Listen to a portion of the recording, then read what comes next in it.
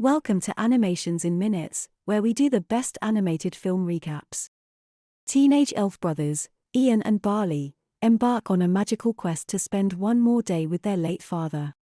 Like any good adventure, their journey is filled with cryptic maps, impossible obstacles, and incredible discoveries.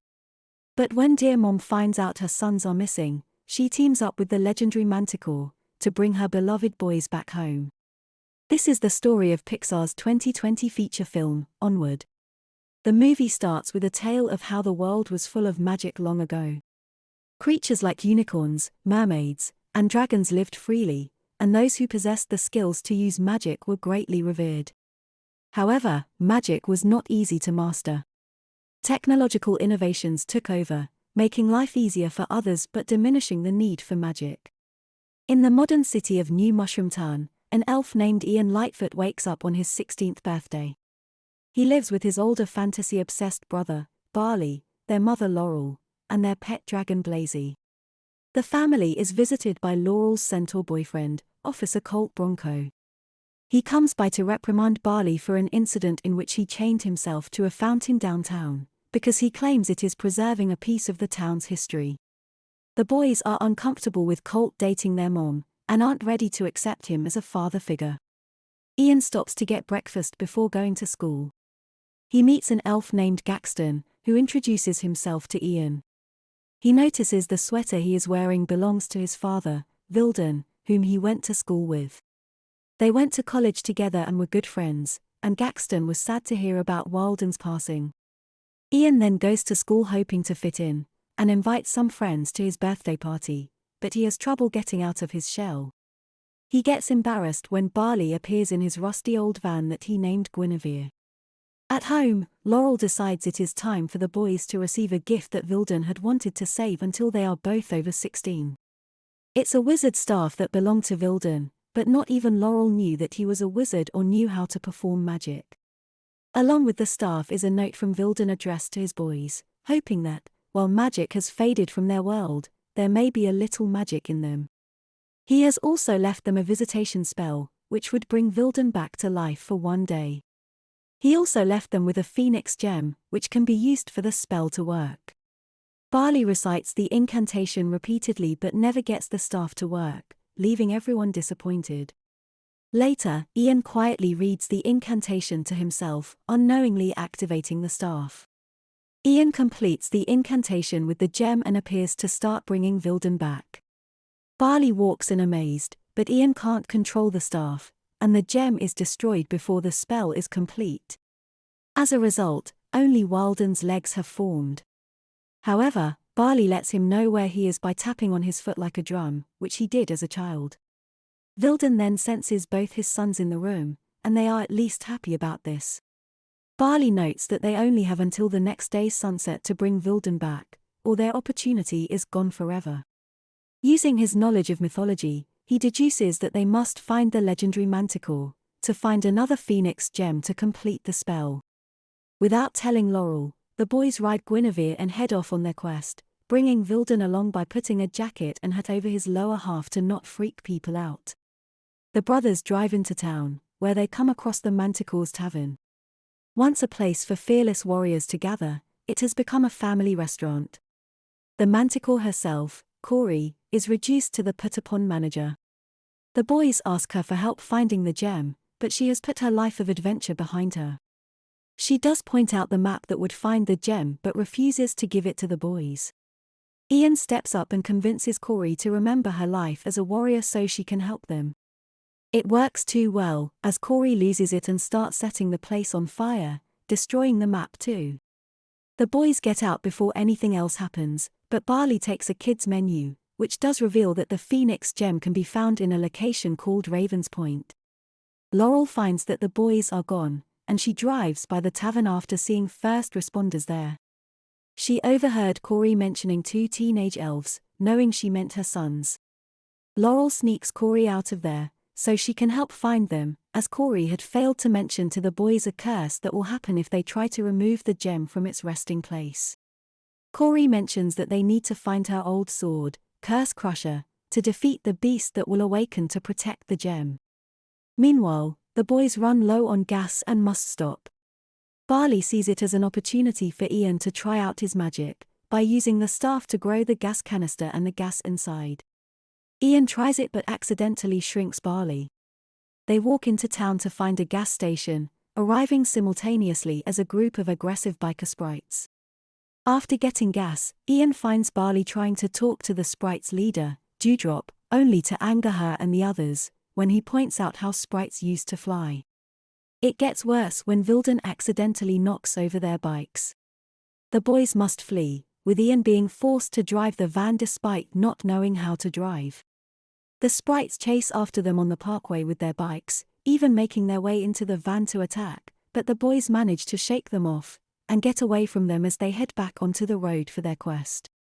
After Barley grows back to normal size, the boys have a moment where they dance with their father's legs, genuinely enjoying themselves. Later on, they are pulled over by Officers Spectre and Gore. To fool them, the boys conjure a spell to disguise them as Colt, but it only works as long as they tell the truth.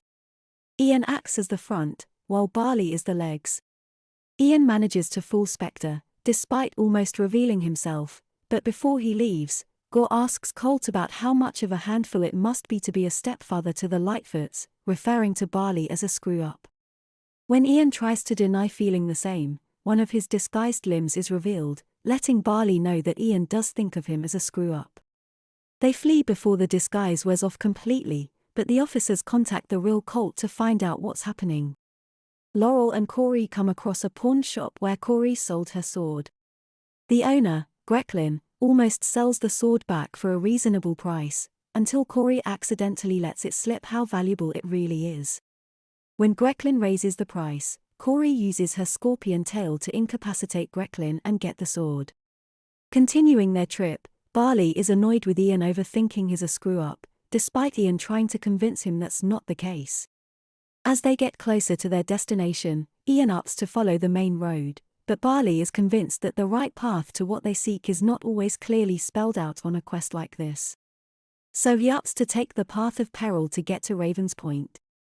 Meanwhile, Colt follows their trail after spotting Guinevere's bumper on a side road. The boys reach Raven's Point and believe the gem lies within the mountains up ahead. First, they must cross a canyon to lower a bridge to get across.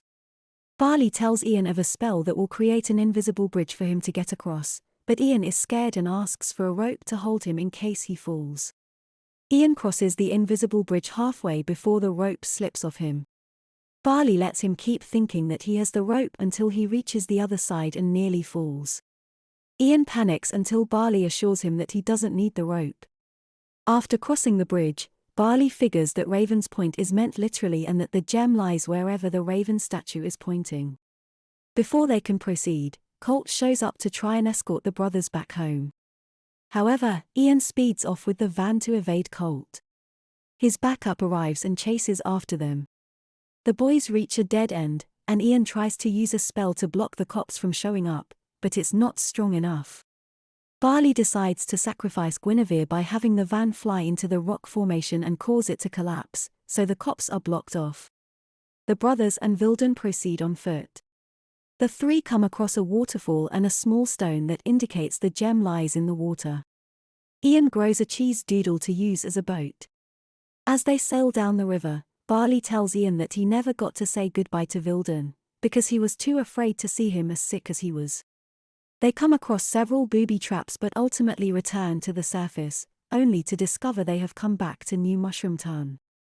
Ian is upset at Barley for supposedly taking them down the wrong path, saying he is a screw-up and ruined his chance to meet their dad. Ian walks off and leaves Barley alone. Ian sits by himself and looks at a list of things he wanted to do when he met his father, and with the sun setting soon, he feels his chances are gone. However, Ian realizes everything he wants to do with his father is what he has done with Barley. While he never had his father, he always had his big brother to look out for him and teach him what he needed to know. Meanwhile, Barley sees the fountain he was trying to protect and sees a spot to fit the stone they previously found, meaning the Phoenix gem was hidden in the fountain the whole time. Barley places the stone inside and finds the gem. He awakens the cursed beast, which assumes the form of a concrete dragon. Ian runs toward them with the staff while Laurel and Corey arrive in time wielding the sword. Ian utilizes his newly learned spells to fight the dragon while Laurel tries to buy them time to finish the spell. Using the gem and staff, they try to finish bringing Vilden back, but the dragon gets up and starts advancing. Ian decides that Barley should be there to see Vilden so that he can say goodbye, sacrificing his chance to meet his father. Ian uses a lightning spell to blast a hole at the dragon to expose its core. Laurel throws him the sword so he can use a levitation spell and hurl it toward the core, defeating the beast. From a crack in the rubble, Ian watches Barley sharing his little time with Vilden before the sun sets. Barley hugs his father, and he is gone once more. Barley goes to Ian, who says that Vilden told him two things. He always thought his wizard name would be Vilden the Whimsical, which they both agree is lame, and that he is proud of who Ian grew up to be, noting that it wouldn't have been without Barley's help. Finally, Barley gives Ian a hug from Vilden. Sometime later, Ian has grown more confident and made friends. Corey reopens her tavern, which still welcomes families but is now based around an adventurous setting, and employs the sprites as staff now that they can fly again. The boys accept Colt as a new father figure. Barley gets a new van, which he dubs Guinevere too. Ian joins him, and with a levitation spell, they ride off to another quest.